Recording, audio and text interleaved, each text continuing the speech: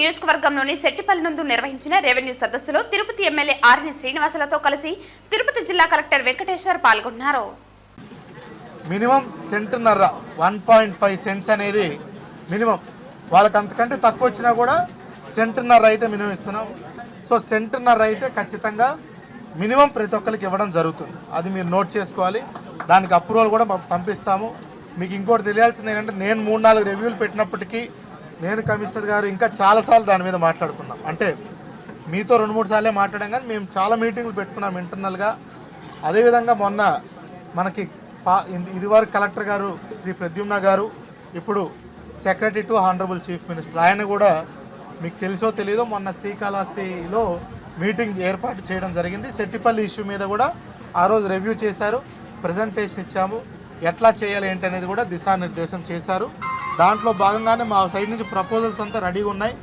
వచ్చే 10 రోజుల్లో సంక్రాంతికి ముందుగానే ఇక్కడ 2 మినిస్ట్రీలు ఇన్వాల్వ్ అయి ఉన్నాయి. ఒకటి రెవెన్యూ డిపార్ట్మెంటు, రెండోది టుడా ఉంది కాబట్టి, కార్పొరేషన్ ఉంది కాబట్టి మున్సిపల్ అడ్మినిస్ట్రేషన్ డిపార్ట్మెంటు, ఇద్దరు ఆనరబుల్ మినిస్టర్సు, 2 సెక్రటరీలు, కలెక్టర్గా నేను, అక్కడ సీఎం ఆఫీస్ నుంచి ప్రద్యుమ్న గారు అందరం కలిసి వచ్చే 10 రోజుల్లో మీటింగ్ కూడా డేట్ ఇంకా ఫైనలైజ్ అవ్వలేదు, కానీ సంక్రాంతికి ముందు ఏదైతే ఇప్పుడు ప్రస్తుతం పెట్టబోయే ప్రపోజల్స్ని కూడా అప్రూవ్ చేసి క్యాబినెట్ కూడా పంపించడానికి నిర్ణయం తీసుకున్నాం.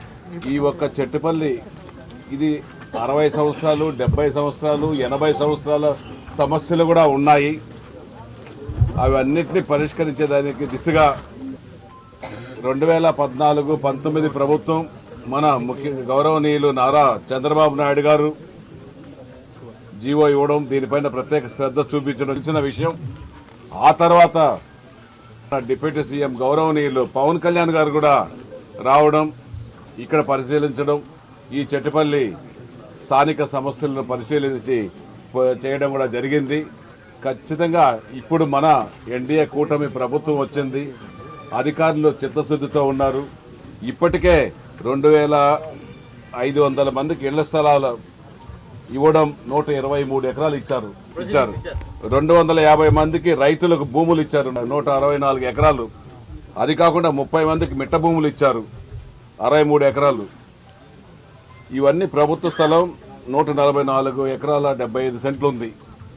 ఇవన్నిటి కూడా కలెక్టర్ గారు మొత్తం చూస్తున్నారు, రెవెన్యూ అధికారులు చూస్తున్నారు. దీని అన్నిటిపైన చేసే చిత్తశుద్ధితో చేసేదానికి ముందున్నారు. ఇప్పుడు తిరుపతి పట్టణానికి చెట్టుపల్లి ఒక చాలా అత్యున్నత స్థానంలో ఉంది.